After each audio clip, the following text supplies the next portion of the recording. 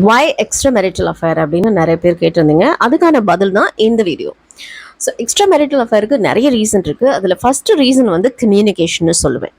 ஏன்னா இங்கே முக்கியமான ஒரு விஷயம் emotional intimacy and feeling valued and ஒருத்தருக்கு ஒருத்தருக்குள்ள ஒரு அண்டர்ஸ்டாண்டிங், இதெல்லாம் ரொம்ப குரூஷியல். இந்த நீட்ஸ்லாம் ஃபுல்ஃபில் ஆகலைன்னா டெஃபினட்டாக நிறைய பேர் தில் seek outside. So communication is a key here. Couples should work on expressing their needs. And if there is any emotional gap, so both of you have to address it. Reason number 2, நான் இது வரைக்கும் பார்த்ததுல நிறைய client கிட்ட வந்து ஒரு நாவல்ட்டிக்காக ஒரு எக்ஸைட்மெண்ட்டுக்காக வந்து சில பேர் அந்த மோனோட்டோனஸை பிரேக் பண்ணணுங்கிறதுக்காக நான் இதை செஞ்சேன் அப்படிலாம் சொல்லியிருக்காங்க. ஸோ ஒரு ஸ்பார்க் இருக்கும் இல்லையா, that should be kept alive. So அதுக்கு வந்து ரெண்டு பார்ட்னருமே வந்து ஒர்க் பண்ணணும். So to keep the spark alive. அப்படி இல்லைன்னா இந்த மாதிரி மோனோட்டோனஸில் இருக்கும்போது நிறைய பேர் அந்த ரிலேஷன்ஷிப்பை ஒரு பிரேக் எடுத்துக்கலாம், ஒரு சின்னதாக வெளியில் ஒரு த்ரில்லுக்காக நம்ம பண்ணலாம் அப்படின்னு கூட they'll get into affair. Sometimes opportunity and temptation கூட could be the reason. அது ஒரு பெரிய ரோல் ப்ளே பண்ணும். ஏன்னா ஒரு சான்ஸ் இருக்குது நமக்கு என்கேஜ் பண்ணிக்கிறதுக்கு இந்த அஃபேரில் அப்படிங்கிறது ஒரு அந்த டெம்டேஷன் கூட ஒரு பெரிய அது ரொம்ப டெம்டேஷன் ஸ்ட்ராங்காக இருக்குது, ரெசிஸ்ட் பண்ண முடியல அப்படின்னா கூட they get into this kind of relationship. அப்போ என்ன பண்ணும், being mindful of potential temptation and setting boundaries can help prevent infidelity.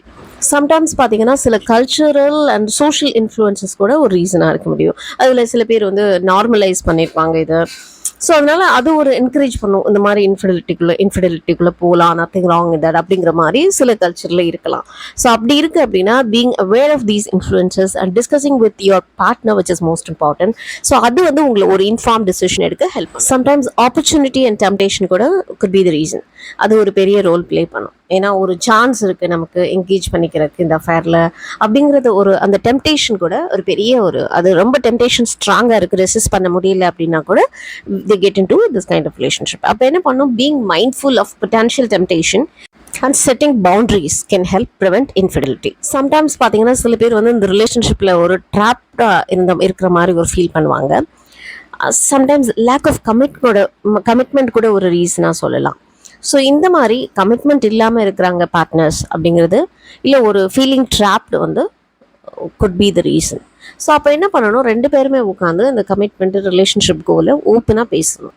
Reason number 4 வந்து மேஜர் லைஃப் சேஞ்சஸ்ன்னு சொல்லலாம். இப்போ for example mid life crisis கூட சொல்லலாம், இல்லை பர்சனல் ஒரு ப்ரொஃபஷனல் அப்லிஃப்ட்மெண்ட் வரதுனால சொல்லலாம், இல்லை ஒரு கப்பலாக இருந்திருப்பாங்க அவ்வளோ நாள் திடீர்னு பேரண்ட்ஹுட்குள்ளே என்ட்ரி ஆயிருப்பாங்க. ஸோ அந்த டிரான்சிஷனை வந்து சரியாக எடுத்துகிட்டு போக முடியாமல் இருந்திருக்கலாம். அதே மாதிரி ஏஜஸ் லைக் ஒரு 25 இருந்திருப்பாங்க, திடீர்னு 30 கிராஸ் ஆகும்போது ஒரு சேஞ்சஸ் இருக்கும், 35க்கு மேலே ஒரு சேஞ்சஸ் இருக்கும், 40க்கு மேலே ஒரு சேஞ்சஸ் இருக்கும். ஸோ இந்த மாதிரி சேஞ்சஸை அவங்க அடாப்ட் பண்ணிக்க முடியாதப்ப இந்த மாதிரி இருக்கலாம்.